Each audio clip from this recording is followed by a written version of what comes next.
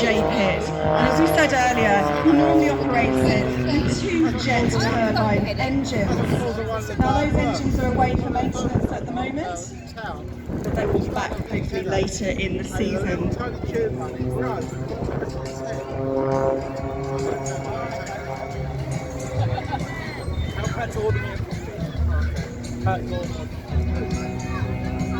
Just a safety announcement from Tendring District Council. Can I just remind you that flying drones is totally out of bounds here today. No drones please flying in the display airspace. We are following all the regulations put in place by the Civil Aviation Authority, so no drones, balloons and kites at Clacton Air Show whilst the flying is taking place.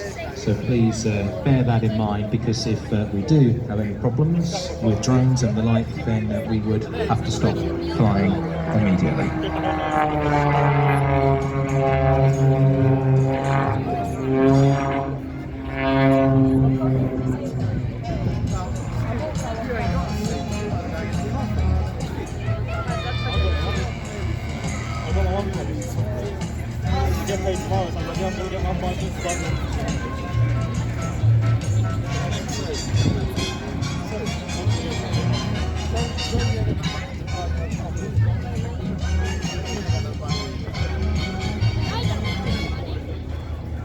So the pit special, the J-Pit, has been modified from the standard pit gear, and they've removed some of that, and the engine mount has also been modified to make titanium sprung gear legs, and there's a new shaped carbon cowling that reduces weight and profile drag, a modified rudder design which provides better looks, but also provides a more powerful yaw control, which means you can move the aircraft wiggling from side to side better. And the new wings obviously provide the amazing roll rate.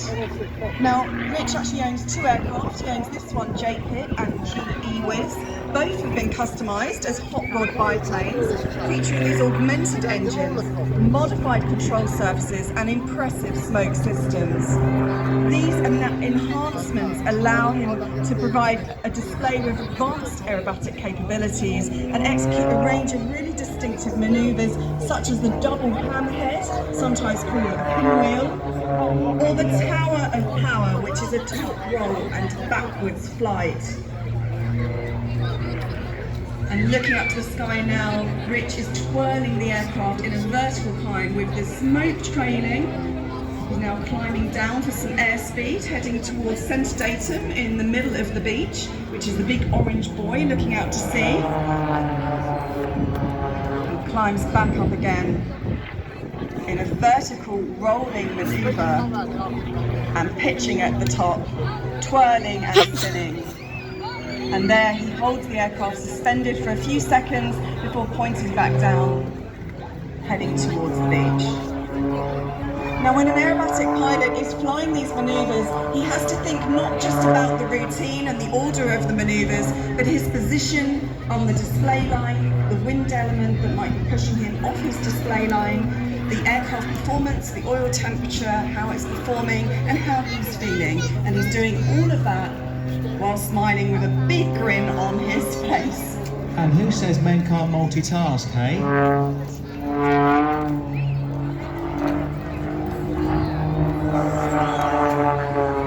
So Rich has had a really busy airshow season. He's already performed over 20 displays so far this year in the UK and France. After Clacton, he'll be going out to the Channel Islands for another show, back to France and across the UK for a number of shows. He performs not just at air shows, but private events as well. So if you fancy something a bit different for your wedding, give Rich a call. Remember, you can email us here at the Commentary Point, wyatt@bbc.co.uk. That's my surname, WYATT@bbc.co.uk. Ian Wyatt and Sam Williams with you on the Commentary Point, live on BBC Essex from Clacton. And now we get another one of those very impressive manoeuvres. We're just seeing the top of the wing as he flies along on his side. Oh, now he's swapped around. So that was the High Alpha Knife Edge flight, which is one of my personal favourites. It's often seen in aerobatic competitions at ultimate level, which is the highest level of aerobatic competitions or aerobatic training. training. And Rich is now twirling and twirling above the beach. I think he's having way too much fun up there. Of course, the routine is very well rehearsed and planned, so they know exactly where they should be at what time. So a lot to remember, isn't it? Yeah, I mean, some of the pilots, they have a little what you call Aresti diagrams. So Aresti is the name that is given for the drawing of an aerobatic manoeuvre, which is kind of swirls and arrows, and you can have these little diagrams that look a little bit like shorthand, and you can have one of those on a bit of paper stuck on your cockpit to remind you of the routine. But the pilots also do walkthroughs on that. It's almost silent, and only at the top do you hear more the thrust of the engine. And that really demonstrates how these types of jets were used, particularly during the sort of Cold War period, where they needed to fly in kind of stealth mode, so they can go from very noisy with lots of thrust to silently gliding across the skies.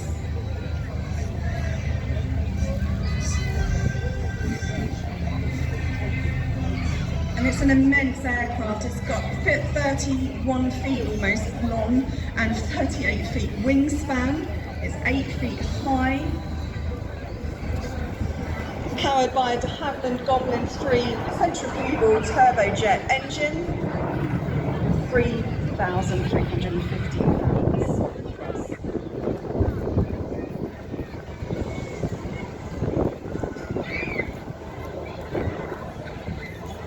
Our friends at Clacton Beach Patrol are currently walking up and down the seafront on the beach at the edge of the tide. There's quite a big bit of beach today, which is great, and please stay on that beach. Please don't go into the water, because that is one of the safety rules of running an air show at sea. You can't be in the water whilst the aircrafts are displaying above. So please make sure your friends or family or loved ones are with you on the beach. Beckon them in if they're going into the water, because we need to keep them out of the water. Please help Beach Patrol doing such a fabulous job. Bright red t-shirts and hoodies helping. He's a bully. Why is he saying my name and waving at me?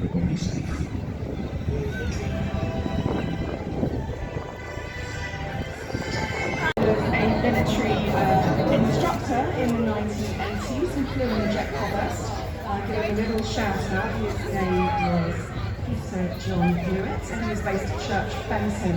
So my friends listening in this afternoon and hopefully experiencing some nostalgia of their dad training pilots on the Jet Provost in the 1980s.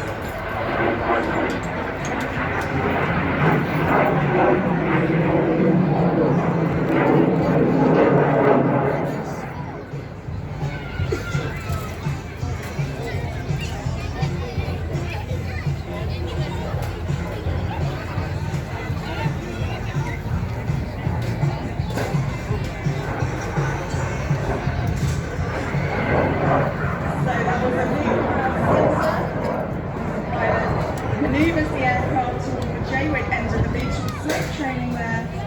A gentle turn heading out towards the Thames barges.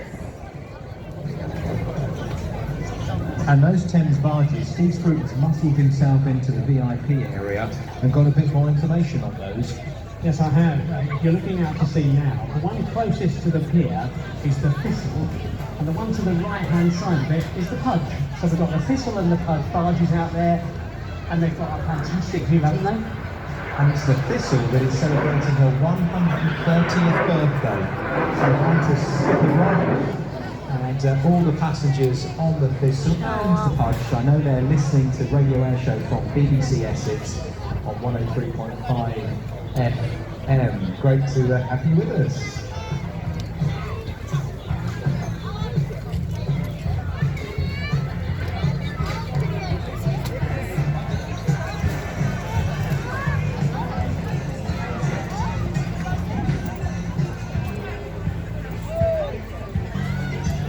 Road at the Aero Club.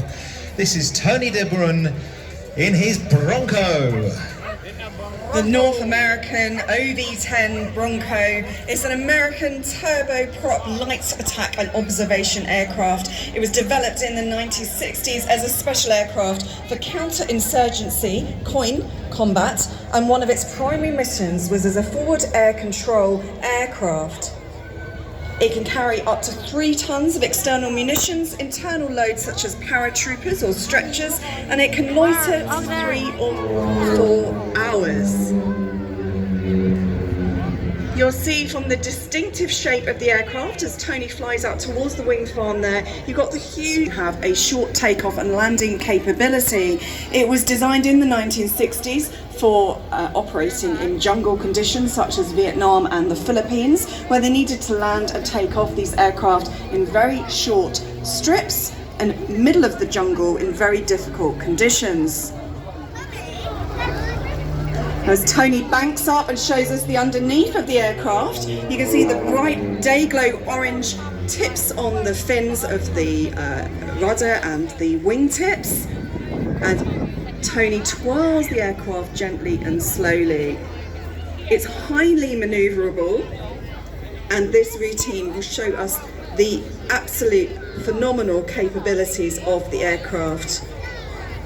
I love the colour scheme. I love that bright day glow orange, that fluorescent orange colour that matches the buoys, the water buoys that mark the display centre in the sea in front of us. It is so bright, it is so fun, and I know Tony will be in his bright orange jumpsuit, which matches that wing tip design. But actually, in these sort of slightly moody skies, it really stands out, doesn't it? Yes, it's really easy to see the aircraft against the overcast sky, and for those of you that are following the airshow social media, you shall hopefully see later on some onboard footage from the Bronco, as Tony has a GoPro on board. Now, as he flies very slowly in across the beach, you can see him just flying along very, very slowly, and this shows you the capability of the low speeds the aircraft can do. The aim of this display is to demonstrate the aircraft's short takeoff and landing, its stall capability, its excellent manoeuvrability. It has a really short turn radius and a very impressive roll rate as a result of that huge wing. The low speed capability can also be demonstrated in the routine, as we'll see a bit later on with what they call a dirty pass. So he's approaching us now with the light on the cockpit glaring towards us. The wings tipped at a sort of 45-degree angle. And the wheels are back up now. We did just see the 3 wheels a little while ago, which was rather nice for that low, slow pass. They've now gone back up, and Tony banks the Bronco up into the skies. A little bit of sun, I think, glinting on the wing as he turns round now over the wind farm in front of us and heads back towards us. I mean, this is an aircraft type that's seen service in major conflicts, Sam. Oh, a bit of smoke trailing out now from the wing, from the rear rather. Oh, a little twist, a quick turn. That's that manoeuvrability you were mentioning. Yeah, the short turn capability. So this aircraft, the Bronco, was actually conceived by 2 US Marines who built a concept prototype in their garage, would you believe? It was then built by North American Rockwell, and the first flight was in the 16th of July 1965. She then served with 3 US branches from 65 to 95, the Air Force, the Navy and the Marines. And the original concept called for the Bronco to also be amphibious so that it could land on water. Now, the landing gear that we saw earlier with that dirty pass has been specifically designed for rough landings in those hostile conditions we talked about, and the aircraft requires no ground equipment. It has armour protection, bullet-resistant windshields, something you see in James Bond, and self-sealing fuel cells for operating in those hostile environments.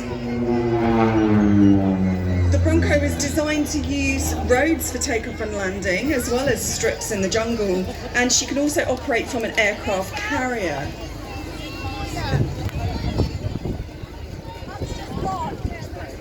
If you're wondering just sort of how big that cargo area is, well, it can either hold 2,400 pounds of cargo, 6 paratroopers, or 2 stretchers and a medic, which I think kind of puts it into perspective, doesn't it? The size of the aircraft and what it's capable of. Oh, it's coming back. So the Bronco saw service in other countries, including Germany, Thailand, Venezuela, and Indonesia. But it And is like there are last also 10 minutes. examples that were later used in Morocco and Colombia, as well as the Philippines.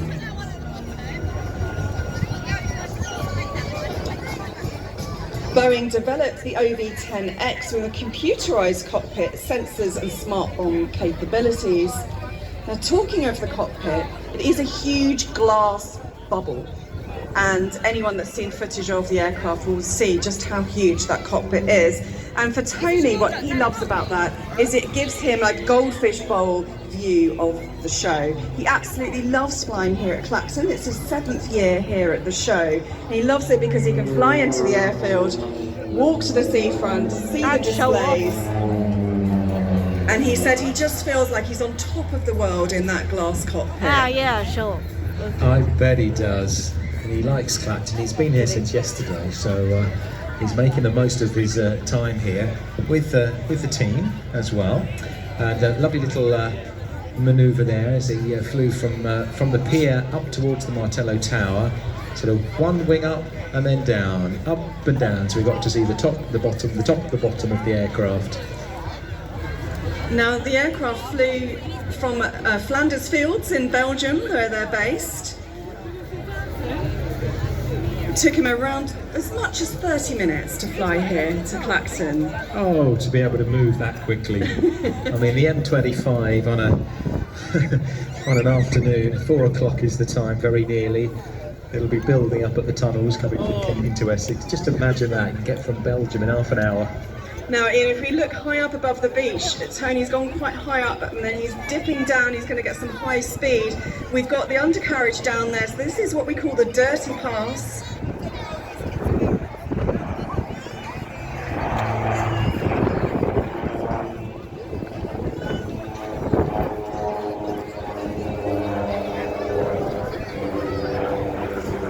And then he'll fly upwind and do what we call a chandelle manoeuvre. I love the way the Bronco can go from high speed to low speed just at the flick of a kind of switch, as it were.